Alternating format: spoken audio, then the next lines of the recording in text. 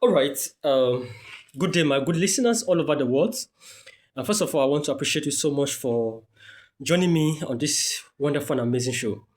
I want to recommend the efforts of the World Health Organization, the CDC, the that is Center for Disease Control and Prevention, and other non-governmental organizations as well as international NGOs that are doing their best to ensure that women and other people all over the world are living a happy and a fulfilled life. Today, I will be discussing on what I title the the global effects of hypertension or high blood pressure among the population.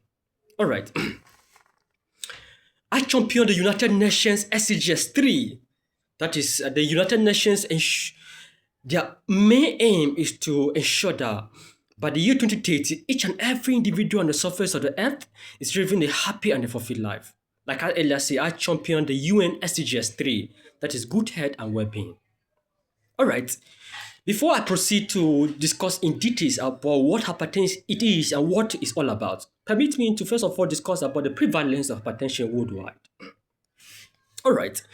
Um, about 1.28 billion adult age 30 to 79 years worldwide have hypertension.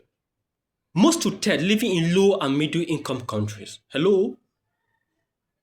That is to tell you that about two-thirds of people who have hypertension, when you make the above statistics, it therefore shows that about two-thirds, that is two-thirds of the population that have high blood pressure are those people who are living in low and middle income countries, which of course Nigeria as our country is one of them.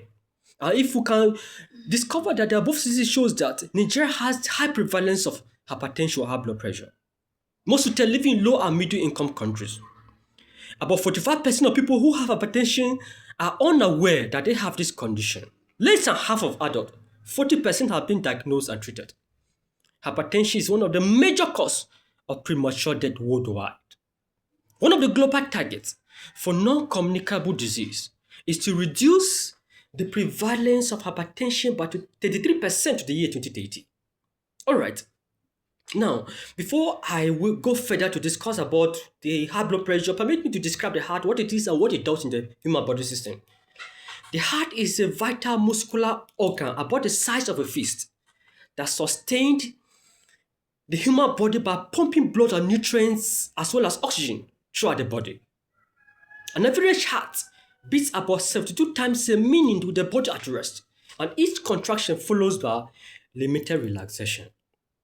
An average heart beats about 100,000 times in a day, that is in 24 hours, and about 4,300 gallons of blood is pumped into different 60,000 miles of blood vessels all over the body systems. What then is high blood pressure or hypertension? Each and every living organism on the surface of the earth has blood pressure. Of course, without it, blood cannot circulate in our body. However, when blood pressure go and stay high for a long period of time, it might pose a serious disaster to the human body. And that is where we come across high blood pressure. And high blood pressure is defined as a pressure that is exerted on the walls of the artery is above normal. All right. Then what are the risk factors of high blood pressure or hypertension? When we talk of high risk factors, we are referring to that is the categories of people, those who are more vulnerable, or those things that people do that predisposes or that makes them come down with high blood pressure easily. Number one, we have what is called tobacco smoke and alcohol consumption. People who smoke cigarettes and consume alcohol are at risk of coming down with high blood pressure hypertension. Why? Because scientists have proven that tobacco smoke accounts or contains over 4,000 chemicals, which many of them are very, very disastrous or harmful to the human body. We have three components of smoke. We have number one, we have nicotine. We have two, we have tar and carbon monoxide. Nicotine causes what is called increase in heart rate, and it causes what is called constriction of blood vessels on our skin. That is why when a person take alcohol, what happens is that the person begins to have what is called heartbeat, irregular heartbeat, because then that alcohol contains nicotine, and it is that nicotine that causes what is called increase in heart rate, and then subsequently the person comes down with high blood pressure, hypertension. Now, tar. When the cigarette smoke is in here, the tar go and deposit it in the lungs. It is a well distressing fact that most of the substances in tar are known to cause cancer in animals. Of course, that is why people who smoke cigarette, that is why when you take a cigarette pack, they always write on it that smokers are liable to die young. And the federal minister of health warns that smokers are liable to die young, and they say that smoking causes what is called lung cancer. And this smoking causes what is also causes what is called emphysema. When we talk of emphysema, that is a situation or a condition in which the exchange of gases, that is oxygen and carbon dioxide to and from the body cells, is limited. Now, carbon monoxide. Carbon monoxide is actually all those all those big trucks that we always see that carry big loads and all those cars. That smoke that comes from the exhaust is called carbon monoxide. The same thing found in the cigarette smoke. And this is why when a person smokes cigarette and then this carbon monoxide, it will go and bind with the person's hemoglobin, transporting oxygen, thereby decreasing that oxygen by 15%.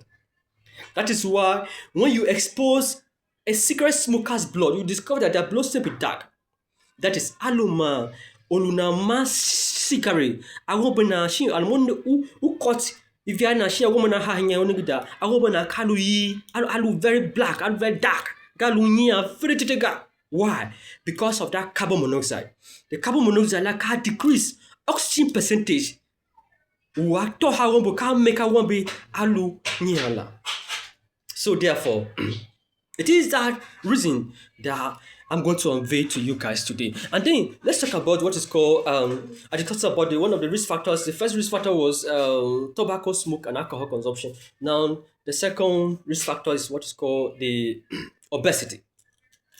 Obesity has been one of the risk factors of hypertension. Why? Because people who are obese are also prone to hypertension, high blood pressure. Because when people who are obese discover that their blood, the fats that is found in their body, the blood vessels tend to be constricted because, of course, we all know that blood is being transported through these blood vessels.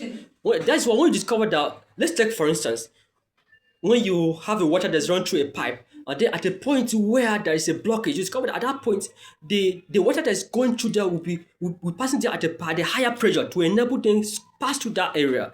The same thing that is found in the human body with people who are very fat or obese.